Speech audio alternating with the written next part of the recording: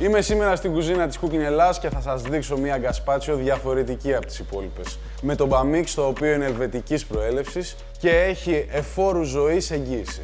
Ξεκινάμε. Πιλάρουμε τα αγκουράκια για να βγάλουμε τη φλούδα, γιατί θα τη χρειαστούμε αργότερα.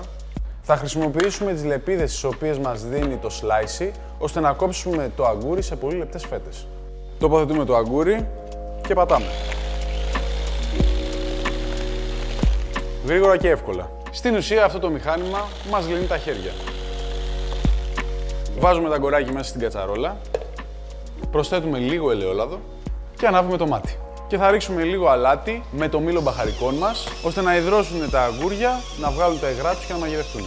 Έχουν πάρει ένα ζωντανό πράσινο χρώμα τα αγκούρια και τι θα κάνουμε, θα σβήσουμε με το coconut milk. Κλείνουμε το μάτι και προσθέτουμε μέσα τις φλούδες από τα αγκούρια που έχουμε κρατήσει. Ρίχνουμε ένα ελαφρύ ανακάτεμα και καλύπτουμε την κατσαρόλα με μεμβράνη, ώστε να κάνει infuse το αγκούρι με το coconut milk. Αφήνουμε στο ψυγείο για μισή ώρα. Το μείγμα μας έχει κρυώσει και μας έχει μείνει να προσθέσουμε λίγο γεύση με lime. Έχουμε τοποθετήσει στο μπαμίξ τη λεπίδα των πολλαπλών χρήσεων. Πάμε να χτυπήσουμε το μείγμα.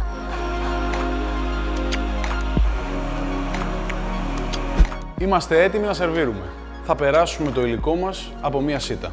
Και έχουμε έτοιμη μία δροσερή γκασπάτσιο.